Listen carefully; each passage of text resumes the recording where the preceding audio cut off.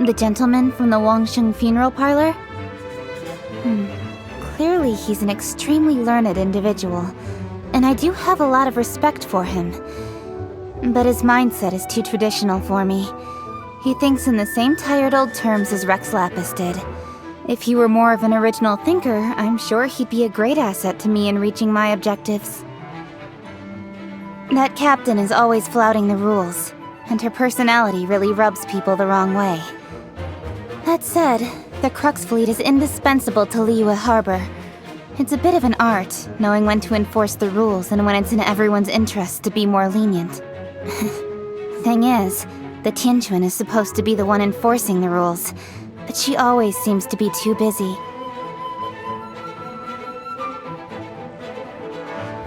We do work together, but we couldn't be more opposite personality-wise. To her, Liyue Harbor is nothing more than a marketplace, and she'll do anything as long as it makes money for her. Doesn't she have any principles? Or maybe turning a profit is her principle. Since Rex Lapis left us, we've actually found some common ground.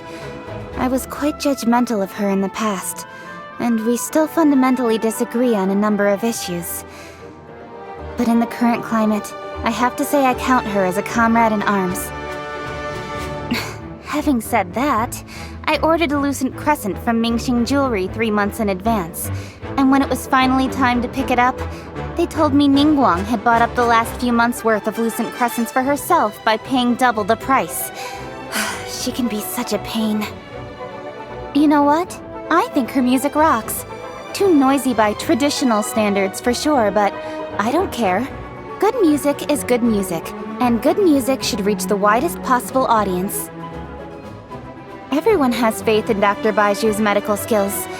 He's the right guy to go to when you can't figure out what's wrong with you. Oh, the rumors, you say?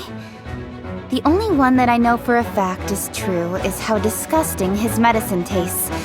It's not just the kids who find it bitter. It's left me with some horrible memories, too. Yeah, the up-and-coming chef from Wanmin Restaurant. I get that she's gifted and everything. I just think her cooking can be a bit hit or miss. I was all ready to hire her for a small banquet once and give her full control over the menu. But the amount of lizard and slime in her sample dishes quickly turned me off that idea.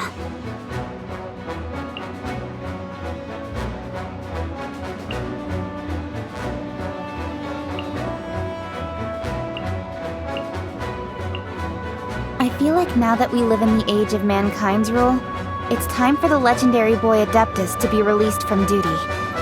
We no longer need a defender of that kind, because we are capable of working through the challenges we face on our own strength.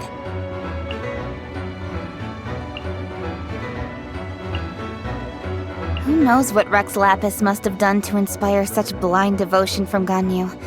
But her reluctance to be critical is not without its advantages. In the workplace, she'll carry out my instructions to the letter, even when I can tell she has her reservations. It's a good attitude to have as a career professional. I find myself getting a second opinion from her a lot these days. Lots of things come up that I just have no idea about. And of everyone in Liyue, she's probably the most familiar with Rex Lapis. I feel a bit awkward though, because I used to be openly disparaging of Rex Lapis in front of her.